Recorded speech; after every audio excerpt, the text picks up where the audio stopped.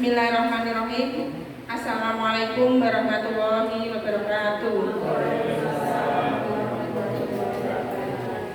Yang kami hormati Ibu Kepala Sekolah SD Negeri Tunggurejo, yang kami hormati Bapak Ibu rekan sejawat SD Negeri Tunggurejo serta tenaga kependidikan SD Negeri Tunggurejo. Puji syukur alhamdulillah saya panjatkan kehadirat Allah Subhanahu wa taala yang telah melimpahkan segenap rahmat-Nya sehingga pada kesempatan siang hari ini saya bersama rekan saya Bapak Budi Keswanto akan melaksanakan program kegiatan calon guru penggerak angkatan 11 Kabupaten Kendal dalam kegiatan diseminasi disiplin positif. Yang kedua, saya mengucapkan terima kasih sekali kepada Bapak Ibu, rekan-rekan guru yang sudah bersedia hadir di sini untuk belajar bersama tentang nilai-nilai penerapan budaya positif yang ada di SD Negeri Tunggurejo. Bapak Ibu, di sini saya bersama Bapak Budi Keswanto akan melaksanakan diseminasi budaya positif. Kegiatan ini bertujuan untuk yang pertama yaitu memahami konsep pendidikan menurut Ki Hajar Dewantara dihubungkan dengan konsep budaya dan lingkungan positif di sekolah yang berpihak pada murid. Yang kedua, kegiatan ini bertujuan untuk memahami konsep budaya positif. Yang ketiga, kegiatan ini bertujuan untuk memahami peran guru untuk membangun budaya positif dengan menerapkan konsep disiplin positif dalam berinteraksi dengan murid. Mari kita bersama menengok kembali apa yang disampaikan oleh Bapak Pendidikan kita yaitu Ki Hajar Dewantara. Filosofis beliau yang sampai saat ini masih kita gunakan dalam dunia pendidikan. Filosofi pendidikan menurut Ki Hajar Dewantara, dasar pendidikan adalah menuntun segala kekuatan kodrat yang ada pada anak-anak agar mereka dapat mencapai keselamatan dan kebahagiaan yang setinggi-tingginya, baik sebagai manusia maupun anggota masyarakat. Dalam menuntun laku dan pertumbuhan kodrat anak, Ki Hajar Dewantara mengibaratkan peran pendidik sebagai seorang petani atau tukang kebun. Anak-anak itu seperti biji tumbuhan yang disemai dan ditanam oleh Pak Tani atau Pak Tukang Kebun di lahan yang telah disediakan. Anak-anak itu bagaikan bulir-bulir jagung yang ditanam. Jadi menurut pendapat Ki Hajar Dewantara, pendidikan harus memberikan anak rasa nyaman dan bahagia. Bagaimana menurut pendapat Bapak Aidar, apakah anak-anak siswa peserta didik di SD Negeri Tunggurejo ini kelihatan sudah merasa aman atau bahagia ketika belajar di SD Negeri Tunggurejo? Kami mohon pendapatnya untuk Pak Aidar memberikan pendapat tentang apa yang kita lihat pada anak-anak di SD Negeri Tunggurejo. Baik, terima kasih Bu Yuni dan Pak Budi berikan waktu untuk saya. Jadi tadi sudah Ibu paparkan bahwa di Tunggurejo ini anak-anak itu merasa nyaman dan dalam belajar mereka merasa senang. Karena apa? Karena pendidikan di Tunggurejo, terutama pendidikan di Indonesia ini sudah dalam perbaikan yang sangat ke depan, maksudnya lebih cerah lagi karena ada yang namanya pendidikan berpusat pada anak. Jadi kita sebagai seorang pendidik di Tunggurejo itu kita hanya mengeluarkan bakat-bakat anak itu, bukan kita yang menunjuk bakat itu, tapi anak itu sudah mempunyai bakat, tetapi kita memunculkan bakat itu. Nah, di Tunggurejo itu sudah ada dan guru-guru di Tunggurejo itu sudah menerapkan hal yang diterapkan oleh Ki Hajar Dewantara itu. Terima kasih. Beri tepuk tangan untuk Pak Hajar. Terima kasih. Jadi menurut pandangan Bapak selaku salah satu pengajar di SD Negeri Tunggurejo, kita sepakat bahwa SD kita sudah menciptakan pembelajaran yang nyaman dan bahagia untuk anak. Jadi kita sepakat bahwa Dewan Guru SD Negeri Tunggurejo ini akan menciptakan lingkungan belajar yang benar-benar nyaman dan merasa senang untuk anak-anak, tidak hanya mengembangkan hasil akhir berupa angka atau nilai.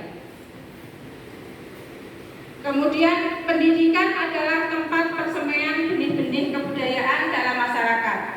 Dalam mendidik, kita harus memperhatikan kodrat keadaan alam dan kodrat keadaan zaman. Anak bukanlah kertas kosong yang dapat ditulis sesuai kemampuan orang dewasa yang bisa dikenal dengan tabula rasa. Namun anak yang dilahirkan itu diumpamakan sehelai kertas yang sudah ditulisi penuh, tetapi semua tulisan-tulisan itu suram. Pendidikan berkewajiban dan berkuasa menebarkan segala tulisan yang suram dan yang berisi baik, agar kelak nampak sebagai budi pekerti yang baik, sehingga tulisan yang mengandung arti tidak baik hendaknya dibiarkan agar jangan sampai menjadi tebal bahkan makin suram. Pada penjelasan ini, kalau dulu kita memahami anak-anak adalah kertas kosong dan kita bisa menuliskan apa yang kita mau. Tetapi setelah kita gali lagi dengan pemahaman Bapak Ki Hajar Dewantara bahwa setiap anak itu sudah punya goresan masing-masing, artinya punya bakatnya masing-masing, dan kita sebagai pendidik hanya menebalkan, berarti hanya menuntun anak itu. Kalau anak memang bakatnya melukis, jadi guru bertugas untuk menuntun anak mengembangkan bakatnya ke arah menjadi pelukis. Itu misalnya seperti itu. Di situ dituliskan jika garis-garis tipisnya itu hal-hal yang buruk, maka kita sebagai pendidik tidak usah menebalkan, atau kalau bisa garis-garis itu hilang, tertutup oleh hal-hal yang baik. Bagaimana Bapak Ibu, apakah kita sependapat dan yakin bahwa filosofis Ki Hajar Dewantara ini bisa kita terapkan di SD Negeri Tunggurejo? Terima kasih. Untuk mewujudkan keselamatan dan kebahagiaan setinggi-tingginya bagi siswa, hal yang dapat dilakukan dengan menciptakan proses pembelajaran yang berupaya memenuhi kodrat kebutuhan tumbuh kembang anak, pembelajaran yang menghamba pada anak, sehingga anak dapat berkembang sesuai kodrat alam dan kodrat zamannya, serta proses untuk mencapai keselarasan, keseimbangan hidup antara cipta, rasa, karsa, dan karya, sehingga mampu memiliki kesadaran sosial dalam memerdekakan dirinya dan memerdekakan orang lain. Peran pendidik hanya menuntun, membersamai anak menggunakan sistem among siswa. Jadi untuk saat ini para pendidik diharapkan agar benar-benar mengembangkan kodrat alam dan kodrat zaman. Zamannya sekarang sudah dengan teknologi, bagaimana kita juga mendampingi anak-anak bisa menggunakan teknologi dengan tepat guna dan mengarahkan anak agar menggunakan hal-hal itu untuk hal-hal yang positif.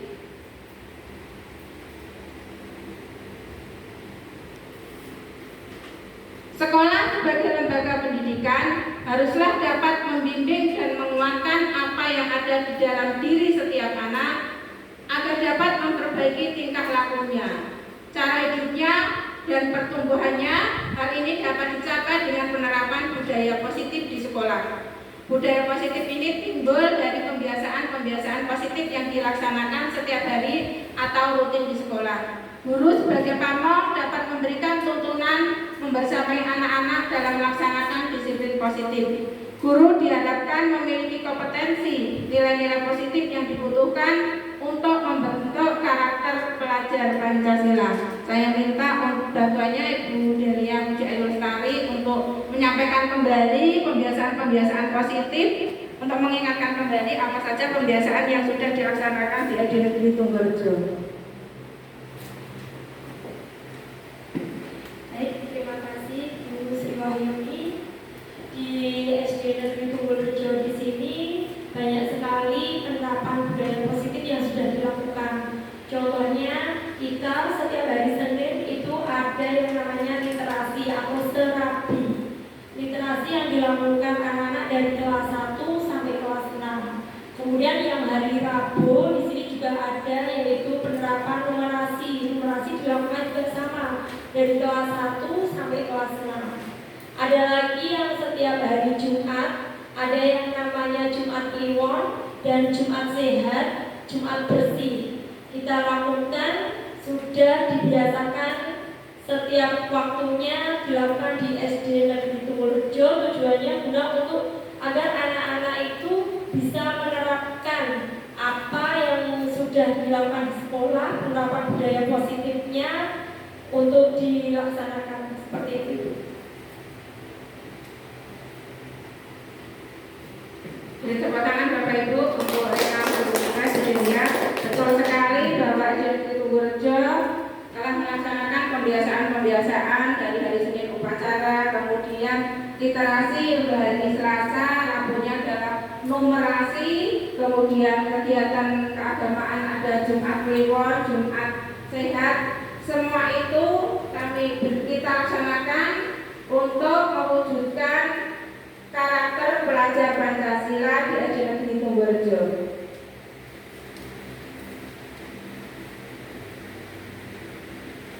Bapak Ibu, di sini ada beberapa pertanyaan tematik.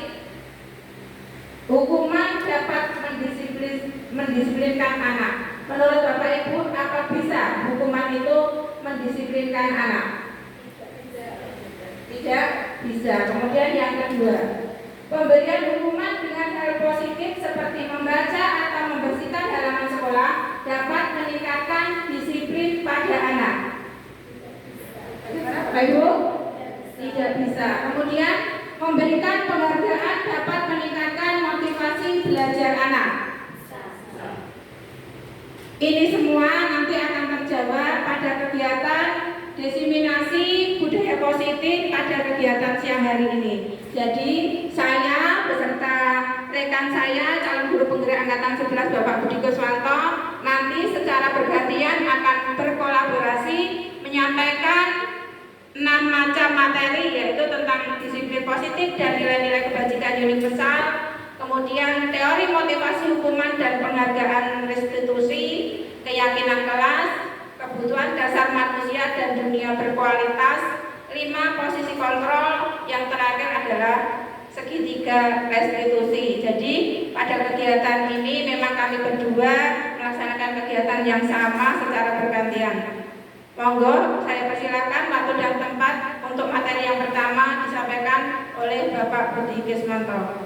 Monggo Pak Budi.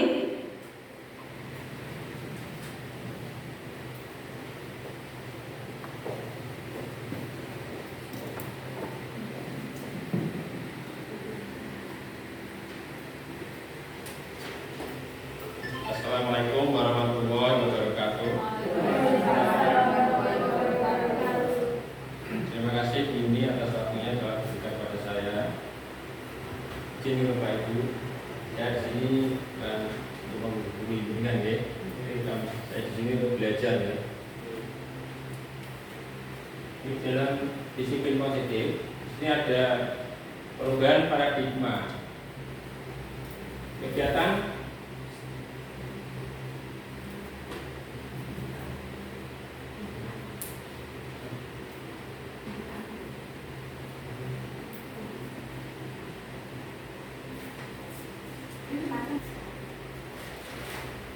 Assalamualaikum warahmatullahi wabarakatuh. Yang saya hormati Bu Kepala Sekolah SD Negeri Tunggalrejo, saya hormati Bapak Ibu Guru, tenaga pendidikan SDN Tunggalrejo,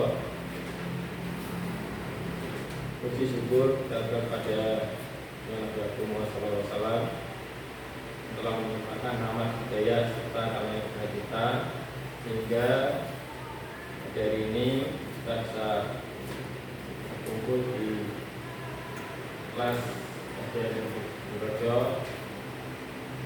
Alhamdulillah saya pada kesempatan ini di kesehatan untuk menyampaikan tentang pemaparan materi yaitu disiplin positif.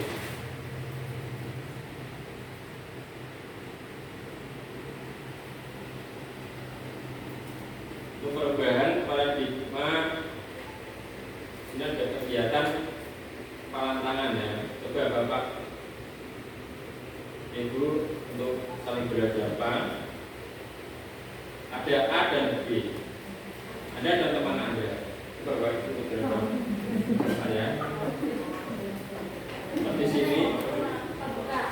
Sobeklah secara kertas kecil. Tuliskan benda atau sesuatu yang sangat berharga untuk Anda. Lalu letakkan di salah satu tangan Anda dan genggam benda atau sesuatu tersebut dengan segala daya. Buatlah sebuah palan.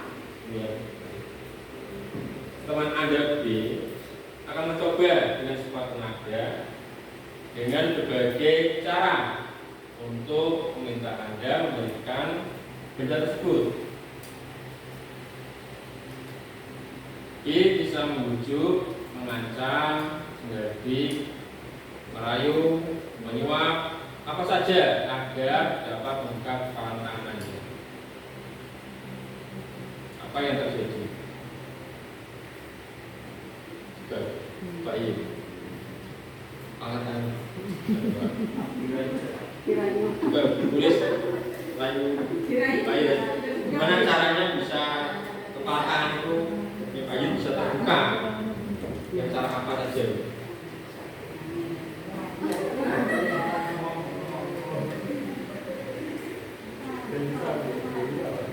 bisa ya tetap sulit Pak karena barang berharga mungkin dia kan sangat melindungi sekali kata yang kurang rahasia kan berharga kan tetap diamankan meskipun dirayu rayuannya seperti mau apa tidak. Ulangi lagi please. Terima kasih atas waktu yang diberikan pada saya. Sebelumnya assalamualaikum warahmatullahi wabarakatuh. Ini saya menggambarkan masalah apa yang dipegang di tangan teman saya, misalkan barang yang berharga. Ini saya membayangkan waktu masih remaja SMA itu yang dipegang itu misalkan surat cinta dari pacar yang disukai pertama kali pandang ya. Nah, itu dia ingin temannya kok ingin mengerti atau kepo cara seperti itu, otomatis kan nggak bisa walaupun dengan cara apapun, misalkan mau merayu atau misalkan mau diberi hadiah apapun, dia tetap nggak mau dibujuk karena sesuatu barang itu yang dipegang dengan dia itu sangat berarti sekali bagi dia, entah itu apanya, mungkin takut ada rahasianya atau mungkin ada kelebihannya. Jadi untuk hal semacam itu saya kira untuk sulit bagi anak untuk meskipun dirayu, meskipun di oya-oya, meskipun diberi apapun tetap tidak bisa. Terima kasih. tangan jadi untuk tulis ya untuk Pak Yid dia untuk mempertahankan kepala tangannya dia tidak dibuka tetap mempertahankannya. Dia mempunyai pendirian yang kuat meskipun temannya itu mencoba dengan tenaga, dengan merayu, menghardik, memberi hadiah, tapi dia punya pendirian yang kuat untuk mempertahankan pendiriannya jauh lebih ya.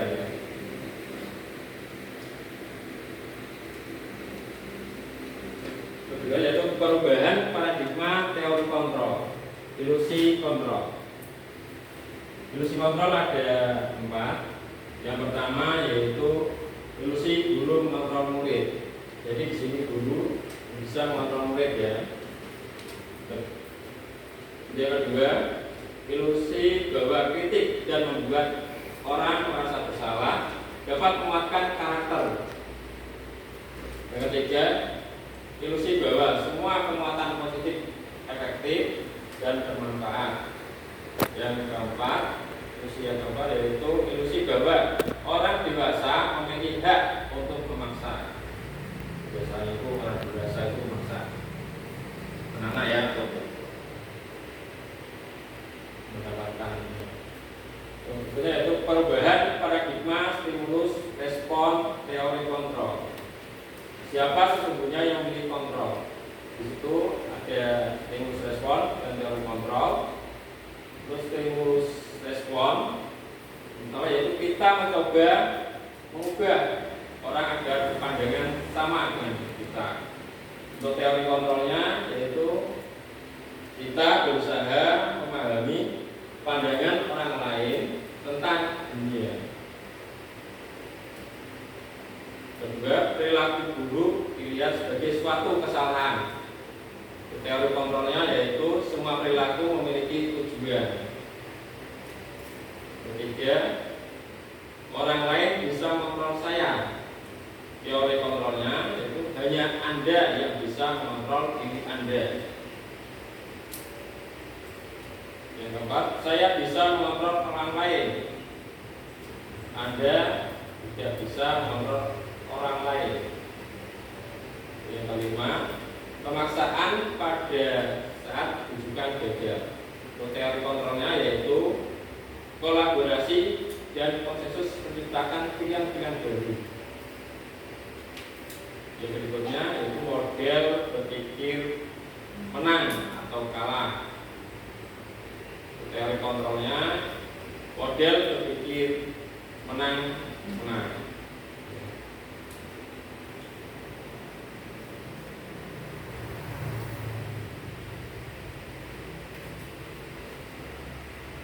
Apakah mana disiplin? Menurut Bapak Ibu, disiplin itu apa sih Pak?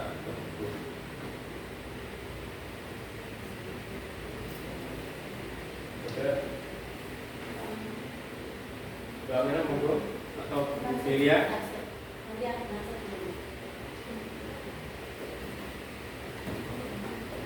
Delia. Baik, terima kasih Pak Budi. Menurut saya disiplin itu belajar dari anak nih. Disiplin itu mendisiplinkan anak untuk tepat waktu, tidak terlambat.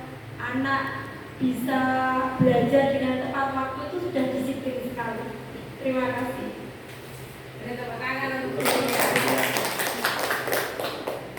Terima kasih Delia pendapatnya tentang disiplin. Itu menurut Delia, disiplin itu anak harus pekaku ya, tel ya, sudah ke sekolah tepat waktu ya. Di sini disiplin ya, berasal dari bahasa Latin yaitu disiplina, yang artinya belajar. Mana asal dari kata ini berkonotasi dengan disiplin diri dari murid-murid. Ini ada pendapat dari Pak Sokrates dan Plato ya. Menurut dia, disiplin diri membuat orang menggali potensinya menuju sebuah tujuan apa yang dia gai. Namun dalam budaya kita, mana kata disiplin telah berubah menjadi sesuatu yang dilakukan seseorang pada orang lain untuk mendapatkan kepatuhan.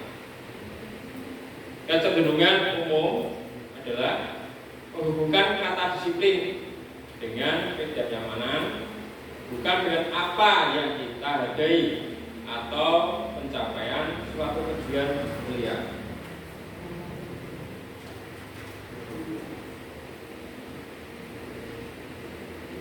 Yaitu nilai-nilai kebajikan universal. universal.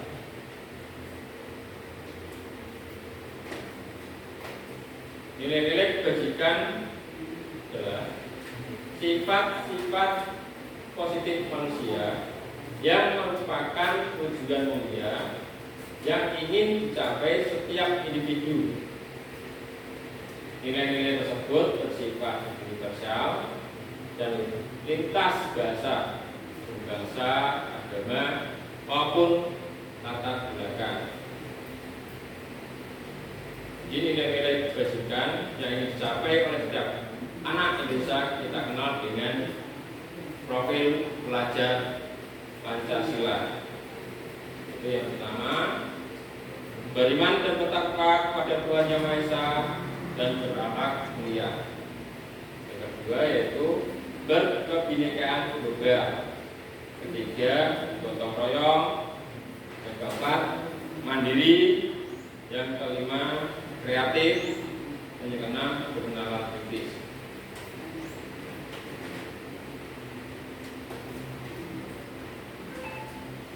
Untuk materi berikutnya akan disampaikan oleh Bu Sriwahyuni, yaitu tentang teori motivasi perilaku manusia.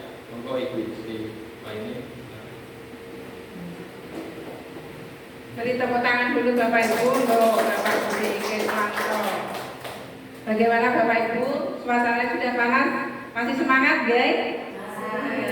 Biar semangat, saya minta tolong nanti Pak Awi, saya akan menyebutkan nama negara. Nanti panjenengan menyebutkan negara, tapi hurufnya yang saya sebutkan di akhir ya. Ya, misalnya saya menyebutkan, ini contoh dulu, Brunei Darussalam, berarti M adalah Malaysia. Ya, seperti itu. Nanti kalau Pak Awi tidak bisa dilanjutkan dengan sampingnya, Bapak duduk sampingnya. Saya akan menyebutkan negara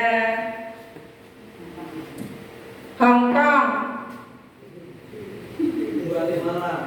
Guatemala, betul. Terus Bu, mudah Bu, yang untuk naik haji, Arab Saudi, betul Siska, Indonesia, Australia, lagi, Afrika. Ya, terima kasih Bu, tepuk tangan untuk kita semua. Tadi Pak Budi sudah memaparkan disiplin positif, yaitu tentang materi disiplin positif serta nilai-nilai universal yang pada intinya nilai-nilai kebajikan itu di dalam kurikulum kita yang ada mewujudkan profil pelajar Pancasila. Kemudian kali ini saya akan melanjutkan pada pemaparan materi teori motivasi perilaku manusia.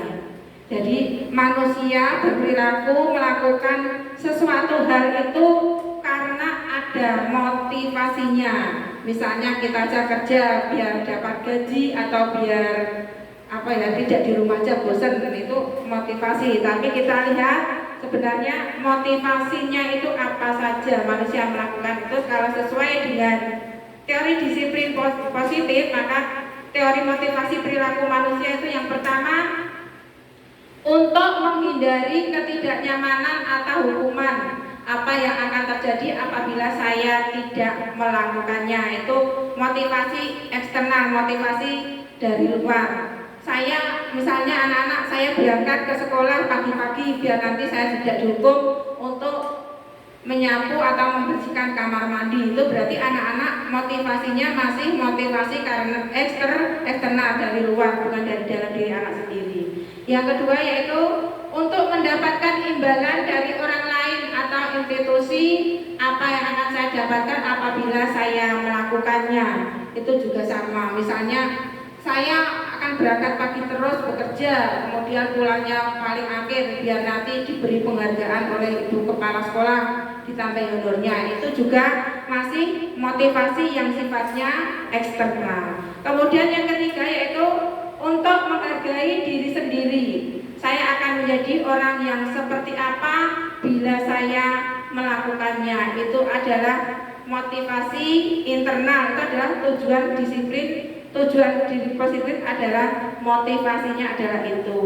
Saya minta tolong Bu motivasi positifnya jauh-jauh dari Kaliwungu mau mengajar di SD Negeri Tunggulrejo itu motivasi positifnya apa kira-kira Bu Aminah?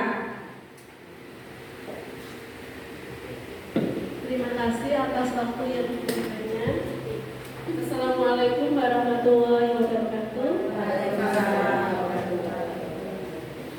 Sebenarnya banyak sekali motivasinya, jauh-jauh dari Kaliwungu ke Kendal. Yang pertama menambah penghasilan, yang kedua menambah ilmu, karena dengan kita berinteraksi dengan sesama guru, masyarakat, maka ilmu kita akan bertambah. Yang ketiga, senang bermain dengan anak-anak, karena itu suatu hiburan untuk saya. Sekian dulu, wassalamualaikum warahmatullahi wabarakatuh. Terima kasih Bu Aminah yang sudah menyampaikan motivasinya, karena Bu Aminah rumahnya paling jauh dari Kaliwungu, jalannya sudah macet, mengusahakan teman-temannya mungkin masih mandi. Bu Aminah sudah berangkat seperti Bu Kepala Hibur itu dari Semarang, teman-temannya masih tidur, sudah berangkat jauh-jauh dari Semarang karena punya motivasi. Tapi harapannya Bapak Ibu di sini tujuannya adalah tujuan disiplin positif, yaitu tujuan dari eksternal kita, bahwa kita punya tanggung jawab. Kita karena merasa punya tanggung jawab kita adalah kita harus menjalankan amanah untuk mendampingi, menuntun anak-anak belajar di sekolah. Itu adalah motivasi internal pada setiap pendidik. Kalau tadi kita berbicara tentang motivasi positif, motivasi yang bagus, yang mendorong kita bisa melakukan suatu hal, lalu kita diarahkan untuk belajar tentang hukuman. Hukuman itu bersifat tidak terencana atau tiba-tiba. Murid atau anak tidak tahu apa-apa yang terjadi dan tidak dilibatkan.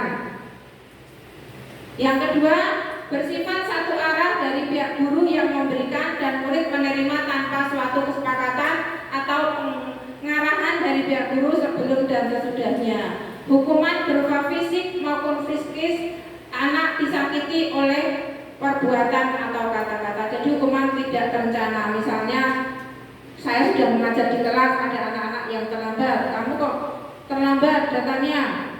Ayo nulis dulu di luar berapa halaman. Berarti itu kan tiba-tiba anak tidak tahu bahwa dirinya kalau terlambat tiba-tiba akan dikasih hukuman itu, dan tidak ada kesepakatan bahwa nanti kalau kamu terlambat akan itu tidak ada. Itu adalah bentuk-bentuk hukuman. Atau kita mungkin kalau pengis itu berarti kata-kata yang melukai anak.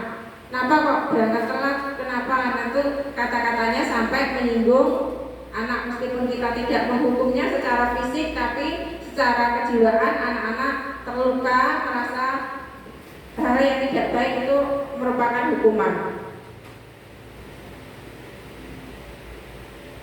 Disiplin dalam membentuk konsekuensi. Sudah terencana atau sudah disepakati. Kalau konsekuensi itu Bu, sudah terencana dan sudah disepakati, sudah dibahas dan disetujui oleh murid dan guru. Jadi sudah menjadi kesepakatan. Misalnya saya anak-anak kelas 3, nanti kalau tidak mengerjakan PR berarti kita sepakat ya, nanti ketika pulang sekolah anak-anak di sini dulu dengan ibu guru, kalian mengerjakan di kelas setelah jam pulang. Berarti sudah disepakati sebelum hal-hal itu dilakukan oleh anak-anak. Murid dibuat tidak nyaman untuk jangka waktu pendek. Jadi tidak nyaman sebentar saja. Temannya sudah pulang, di sini dulu. Sikap guru senantiasa mengontrol murid. Kita tetap mengontrol. Meskipun anak merasakan konsekuensi itu, tapi kita tetap mengontrol, mendampingi. Perbedaan hukuman dan konsekuensi. Kita lihat dulu yang hukuman. Hukuman itu sesuatu yang menyakitkan yang harus terjadi. Jadi hukum itu sangat menyakitkan sekali. Membuat anak sakit fisik maupun hatinya untuk jangka waktu yang lama. Jadi hukumannya sekarang adalah anak-anak yang sudah lulus, sudah bekerja itu ingat gurunya dulu yang pernah menghukum siapa itu sampai dewasa itu ingat Bu.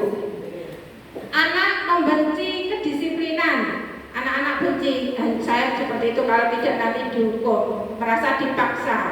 Mendorong anak dirinya sendiri. Konsep diri yang buruk, anak belajar untuk menyembunyikan kesalahan. Jadi kalau punya kesalahan, misalnya tidak mengerjakan PR biar tidak dihukum, memaksa teman untuk meminta pekerjaannya, itu kan karena dia takut, jadi menyembunyikan kesalahan. Kemudian milik temannya diganti, itu juga bentuknya seperti itu. Marah, rasa bersalah, dipermalukan, merasa tak dihargai. Jadi kalau kita memberi hukuman, itu anak-anak akan merasa bersalah, dipermalukan, dan tidak dihargai. Beda kalau konsekuensi, sesuatu harus terjadi, membuat anak merasa tidak nyaman dalam jangka waktu pendek saja. Anak menghargai disiplin, ada stimulus, ada tanggapan, mendorong anak agar mudah menyesuaikan diri. Konsep diri yang baik, anak belajar untuk mematuhi peraturan, kehilangan hak dibuat tidak nyaman dan diasingkan hanya untuk sementara waktu saja. Itu adalah perbedaan dari hukuman dan konsekuensi. Mari kita lihat bersama. Yang pertama, mencatat 100 kali di dalam buku kalimat saya tidak akan terlambat lagi karena terlambat ke sekolah. Jadi mencatat 100 kali dalam buku kalimat saya tidak akan terlambat lagi. Itu hukuman atau konsekuensi, Bapak Ibu? Hukuman. Yang pertama kita kunci ya, hukuman. Yang kedua, lari mengelilingi lapangan basket 2 kali karena terlambat hadir di sekolah. Konsekuensi atau hukuman? Hukuman. Yang kedua tadi hukuman. Yang ketiga, murid diminta untuk push up 15 kali karena tidak menggunakan masker ke sekolah. Hukuman. Menggantikan kertas tugas teman yang telah dicoret-coret. Membersihkan tumpahan air di meja tulis karena tersenggol pada saat pelajaran belajar. Murid disuruh untuk mengenakan sepatu seharian di sekolah karena tidak mengenakan sepatu hitam. Lari mengelilingi lapangan basket 2 kali karena terlambat 10 menit untuk pelajaran PJOK. Mari kita lihat jawabannya. Yang pertama tadi 100 kali itu mesti menghukum anak karena tidak ada hubungannya dengan terlambat. Dengan dia menulis tidak akan mengubah dia waktu yang hilang tadi. Kemudian mengelilingi basket 2 kali terlambat hadir juga sama. Kemudian push up juga hukuman. Kalau konsekuensi tadi karena dia mencoret-coret teman kertasnya, otomatis konsekuensinya harus mengganti. Yang menumpahkan juga konsekuensinya harus mengganti.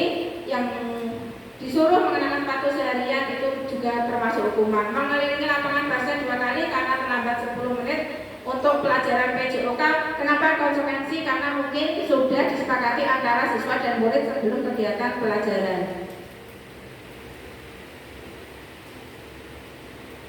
Di sini ada identitas gagal, hukuman, konsekuensi, dan disiplin positif. Tadi kita sudah belajar tentang hukuman dan konsekuensi, apa bedanya Bapak Ibu. Tapi ada yang lebih baik dari semua itu, yaitu restitusi. Jadi kalau dulu ada hukuman, kemudian konsekuensi, diarahkan lagi, ini sifatnya masih negatif. Kalau konsekuensi sifatnya netral. Tapi yang lebih diarahkan lagi dalam dunia pendidikan adalah yang positif, adalah restitusi. Restitusi itu merupakan pilihan menguatkan untuk murid atau anak dalam waktu yang panjang. Korban mendapatkan ganti, murid atau anak mendapatkan penguatan, masalah akan terpecahkan, murid belajar bertanggung jawab untuk perilakunya, fokus pada pemecahan masalah dan dalam jangka waktu panjang.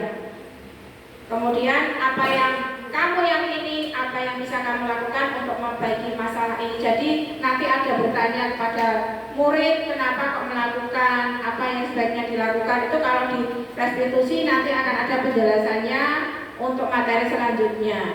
Murid atau anak menghormati dirinya dan orang lain. Jadi dari hukuman, konsekuensi, nanti harapan akhirnya adalah restitusi, adalah nilai-nilai positif yang diterapkan di sekolah. Selanjutnya untuk penjelasan yang tadi, restitusi dan keyakinan kelas untuk mewujudkan disiplin positif akan kembali disampaikan oleh Bapak Budi Kiswanto. Monggo Pak Budi, saya persilahkan untuk memaparkan materi restitusi dan keyakinan kelas.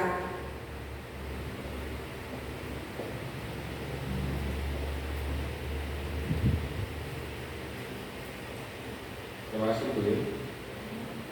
Saya menyampaikan untuk restitusi dan keyakinan kelas. Apa itu restitusi? Jadi di sini restitusi yaitu proses menciptakan kondisi bagi murid untuk memperbaiki kesalahan mereka sehingga mereka bisa kembali pada kelompok mereka dengan karakter yang lebih kuat.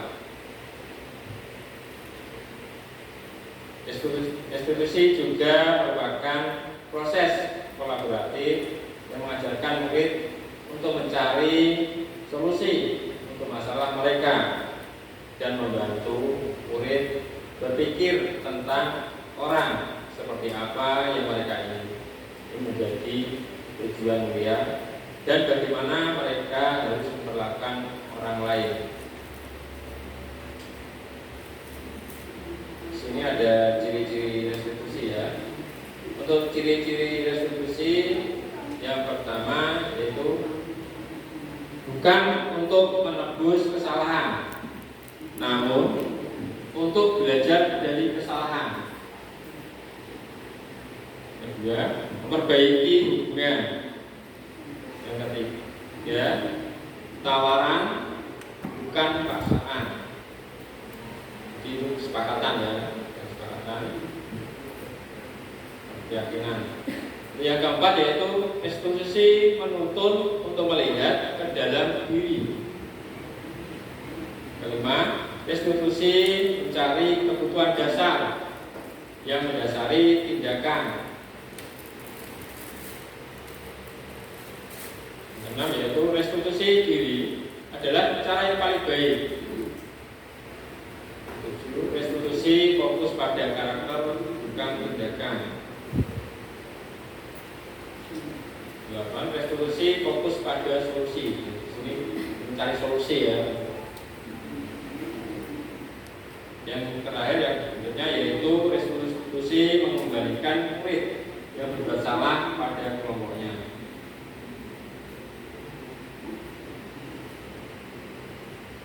Untuk keyakinan kelas, mengapa bukan peraturan saja, melainkan mengapa harus keyakinan kelas? Bapak Ibu, mengapa kok bukan peraturan saja, melainkan mengapa harus keyakinan kelas? Monggo yang mau berikan pendapatnya.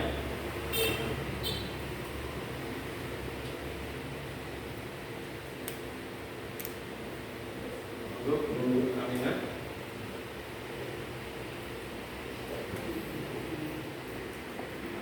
Terima kasih. Izin saya mencoba menjawab.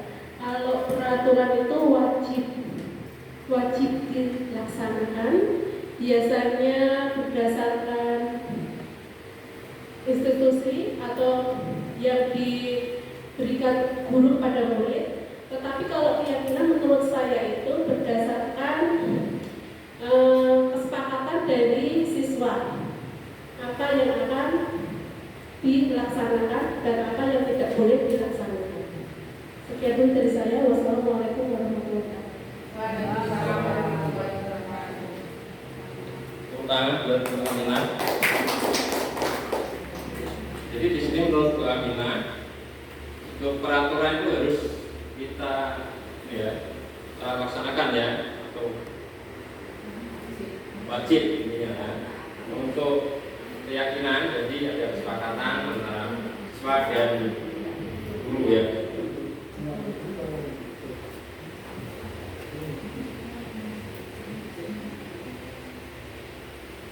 Keyakinan kelas. Keyakinan kelas bersifat lebih abstrak dari peraturan yang lebih rinci dan kontrol. Keyakinan kelas berupa pernyataan-pernyataan universal. Pernyataan keyakinan kelas senantiasa dibuat dalam bentuk positif. Keyakinan kelas sebenarnya tidak terlalu banyak. sehingga mudah diingat dan dipahami oleh semua warga kelas. Keyakinan kelas sebaiknya sesuatu yang dapat diterapkan di lingkungan tersebut. Semua warga kelas hendaknya ikut berkontribusi dalam keyakinan kelas lewat kegiatan suara pendapat. Berikutnya yaitu bersedia meninjau kembali keyakinan kelas dari waktu ke waktu. Di sini ada gambar keyakinan kelas ya, ada siswa atau peserta didik yang membuat kesepakatan kelas ya, yaitu yang punya pendapat atau kesepakatan kelas sebelum pelajaran dimulai ya, kesepakatan ya, setelah itu menempelkan di atas.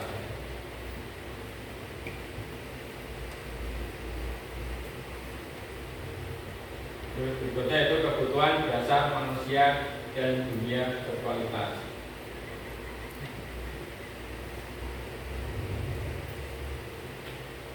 Ibu Astuti, guru kelas 5 SD Mutiara Hati, sedang bingung menghadapi kelas salah satu murid di kelasnya, yaitu Doni. Beberapa anak di kelas 5 telah datang padanya dan mengeluhkan Doni yang sering kali meminta bekal makan siang mereka dengan paksa. Jika Bapak Ibu menghadapi situasi seperti Ibu Astuti, apa yang akan Bapak Ibu lakukan? Gimana Bapak Ibu? Bapak Ibu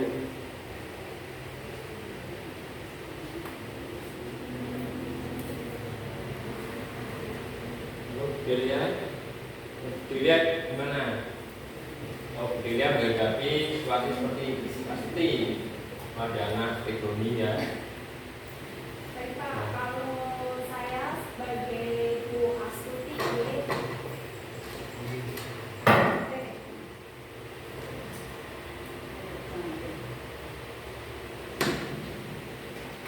kalau saya sebagai Ibu Astuti, saya akan bertanya, Doni bisa melakukan seperti itu pasti punya alasannya. Apakah dia di rumah mungkin belum sarapan? Apakah dia juga tidak bawa bekal atau tidak bawa sangu? Makanya dia meminta bekal makan siang temannya dengan memaksa. Saya akan bertanya seperti itu Bapak, yang pertama saya lakukan. Yang kedua yaitu saya menasihati untuk yang dilakukan Doni itu tidak benar, karena dia meminta akan dengan paksa, itu perbuatan yang tidak benar. Seperti itu Pak Bu Giri, terima kasih.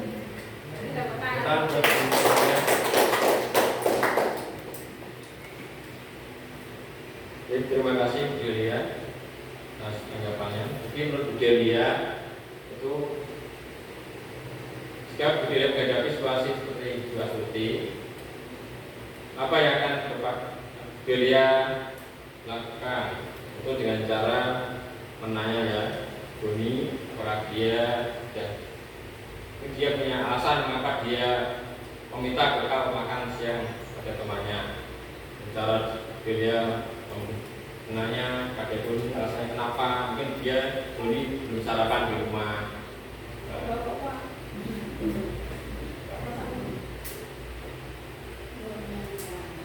Untuk berikutnya yaitu 5 kebutuhan dasar manusia. Yang pertama, kebutuhan bertahan hidup atau survival, merupakan kebutuhan yang bersifat fisiologis untuk bertahan hidup, misalnya kesehatan, rumah, dan makanan. Kebutuhan biologis sebagai bagian dari proses reproduksi, termasuk kebutuhan untuk tetap bertahan hidup. Komponen psikologis pada kebutuhan ini meliputi kebutuhan akan perasaan aman, Yang kedua, kebutuhan dasar yang kedua yaitu kasih sayang dan rasa diterima. Kebutuhan untuk diterima. Anak-anak yang memiliki kebutuhan dasar kasih sayang dan rasa diterima yang tinggi biasanya ingin disukai dan diterima oleh lingkungannya. Mereka juga akrab dengan orang tuanya dan biasanya mereka lebih bersemangat belajar karena suka kepada dunia. Bagi mereka teman sebaya sangat penting. Mereka suka bekerja dalam kelompok. Yang ketiga itu penguasaan, kebutuhan pengakuan atas kemampuan. Kebutuhan ini berhubungan dengan kekuatan untuk mencapai sesuatu, menjadi kompeten, menjadi terampil, diakui atas prestasi dan keterampilan kita, didengarkan dan memiliki rasa harga diri.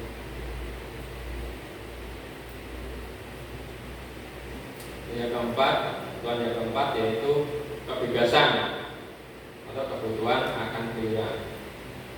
Kebutuhan ini berhubungan dengan kekuatan untuk mencapai sesuatu yang menjadi kompeten, menjadi terampil, diakui atas prestasi dan keterampilan kita, didengarkan dan memiliki rasa harga diri.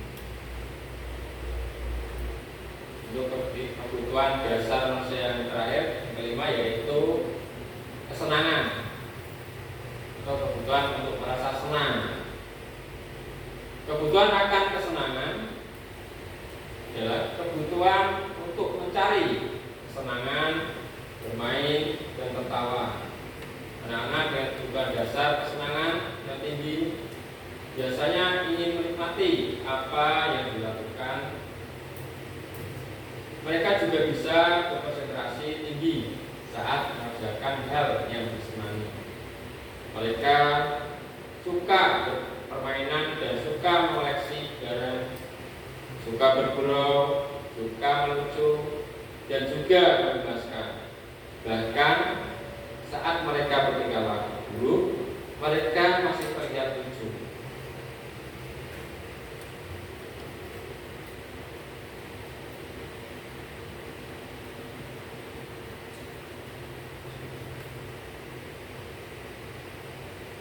Ibu guru bilang, aku tidak boleh bersenandung sewaktu mengerjakan tugas. Katanya kelas harus tenang, tidak ada suara.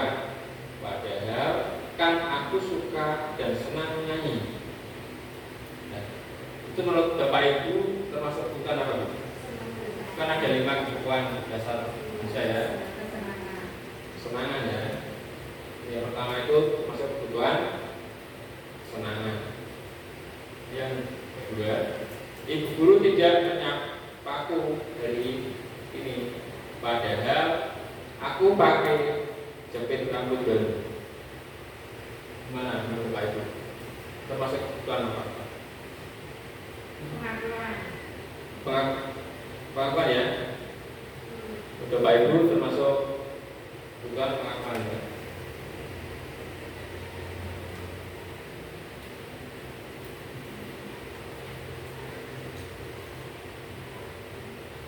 Berikutnya yaitu aku bosan, masa belajarnya cuma gitu-gitu aja, dengerin ibu aja. Mana Bapak Ibu? Menurut Bapak Ibu termasuk bukan apa itu? Kebebasan ya. Yang keempat, aku sebel, gambarku tidak rapi, malah ibu guru nunjukin ke teman-temanku di depan kelas. Termasuk kebutuhan apa Pak?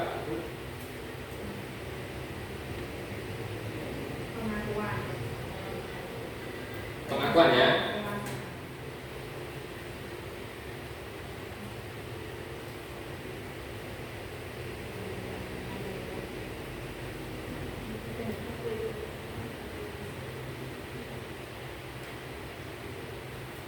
Berikutnya yaitu ini ada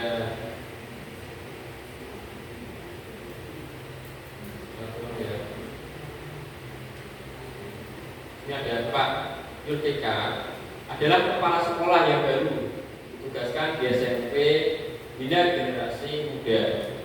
Sejak kedatangannya di sekolah itu, Pak Yultika mencoba untuk menyesuaikan diri dengan lingkungan sekolah tersebut. Sebagian besar guru-guru dapat menerima kehadiran Pak Yultika. Namun ada beberapa guru yang selalu bereaksi negatif pada kebijakan-kebijakannya.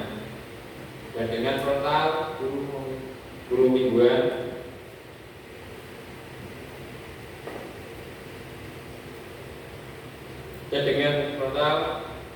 pembukaannya di rapat guru mingguan.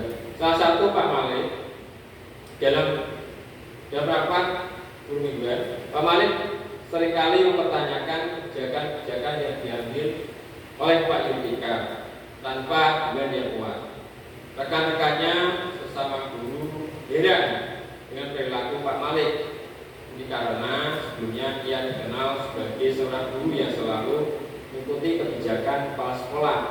Bahkan selama ini cenderung diam bila di rapat guru. Pak Hanafi, sahabat Pak Malik, mencoba mendekatinya dan menanyakan apa yang menyebabkan ia bertindak seperti itu. Ada beberapa kemungkinan jawaban yang diberikan Pak Malik. Identifikasi kebutuhan yang ingin dipenuhi oleh Pak Malik jika responnya seperti di kolom berikut ya. Bila Anda berada dalam posisi Pak Yultika dan mendengar informasi dari Pak Hanafi tentang alasan Pak Malik melakukan hal itu, apa yang akan Anda lakukan pada Pak Yultika agar kebutuhannya terpenuhi?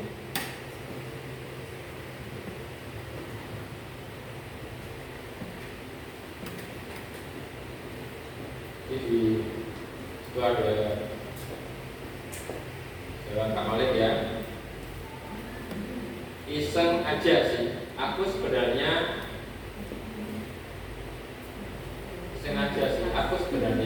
aku senang lihat kepala sekolah baru itu kebingungan kalau tanya-tanya di lapangan.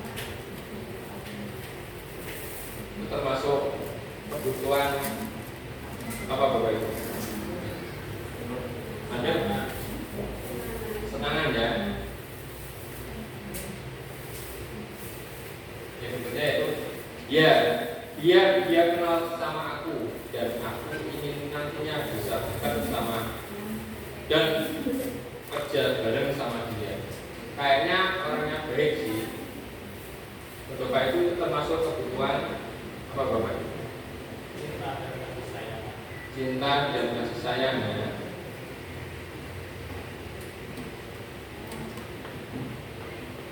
Akhirnya saya sebenarnya tidak paham beliau bicara apa tentang Pak Yultika. Makanya saya tanya-tanya saja daripada saya kelihatan tidak paham. Masa aku yang jadi senior di sini tapi kelihatan tidak paham. Malu dong. Termasuk apa? Baik. Penguasaan ya. Yang berikutnya, gaya ngomongnya Pak Yultika itu monoton sekali ya. Bosan jadi dengannya. Saya pikir tidak akan selesai-selesai. Ngomongnya begitu saja. Tidak ada cara lain ya untuk menyampaikan materi dia. Termasuk kebutuhan sana.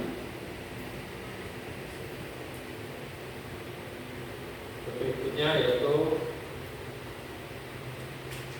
5 fungsi kontrol yang akan disampaikan oleh Ibu Sri Wahyuni. Monggo Ibu Sri Wahyuni silakan.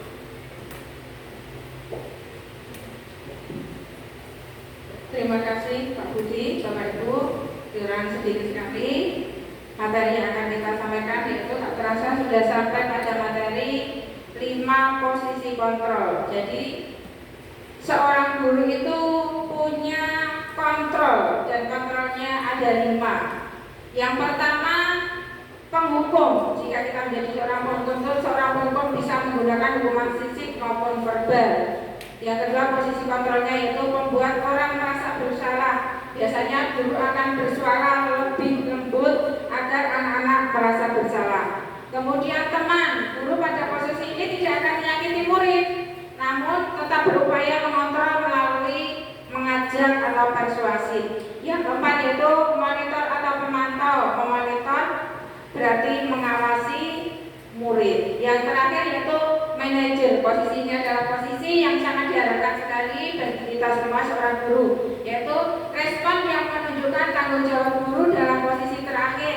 Manajer adalah posisi mentor di mana guru berbuat sesuatu bersama dengan murid, mempersilahkan murid mempertanggungjawabkan perilakunya, mendukung murid agar dapat menemukan solusi atas permasalahannya sendiri.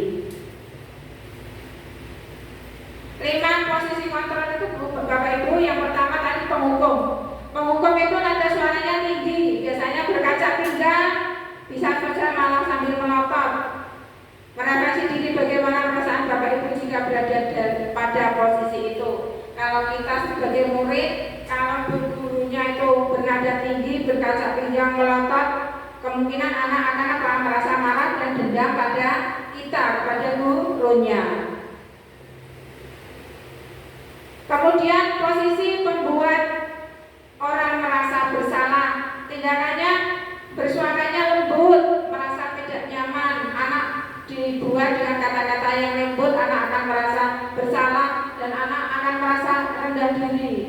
Akibat ini kalau kita berada pada pembuat rasa bersalah, itu akibatnya penilaian diri yang buruk, merasa tidak berharga. Anak-anak merasa tidak berharga dan karena telah membuat kecewa, membuat mungkin orang kita sebagai guru kecewa, membuat orang tua kecewa. Itu adalah tindakan kita jika kita berada pada posisi membuat orang merasa bersalah.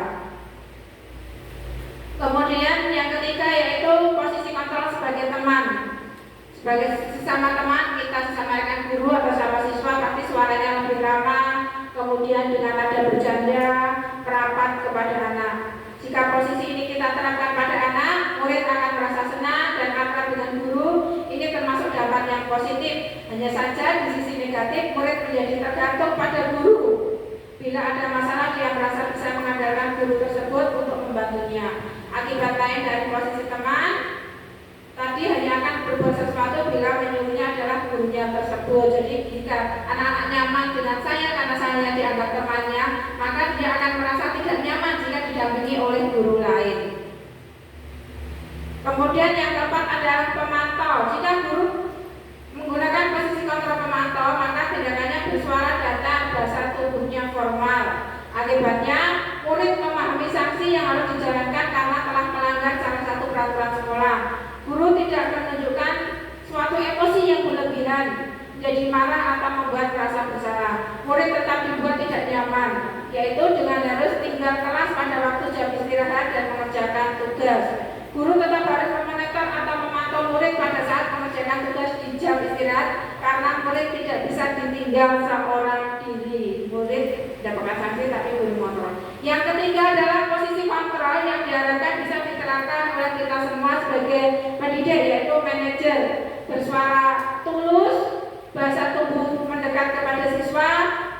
Guru akan mengembalikan tanggung jawab pada murid untuk mencari jalan keluar atas permasalahan yang dibuatnya sendiri.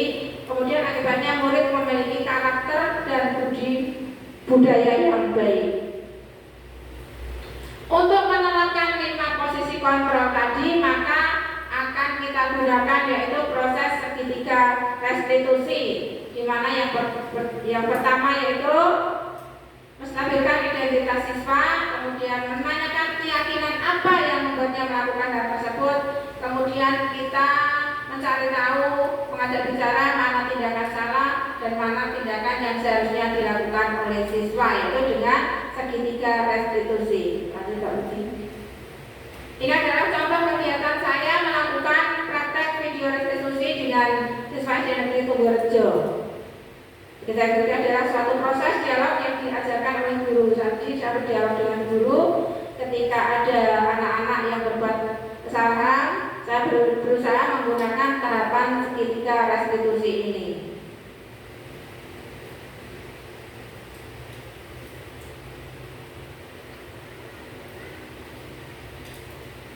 Saya akan mengajak bicara murid, kemudian menanyakan kenapa dia melakukan hal itu, kemudian adakah tindakan lain yang bisa dilakukan untuk memperbaiki tindakan itu. Jadi saya mengajak bicara anak untuk memilih jalannya sendiri, memperbaiki perlakuannya yang kurang baik. Lanjut Pak Budi. Tadi ada tahapan yang pertama, stabilkan identitas. Ini adalah bagian utama yang harus dilakukan dalam mengarahkan segitiga restitusi. Lanjut Pak Budi.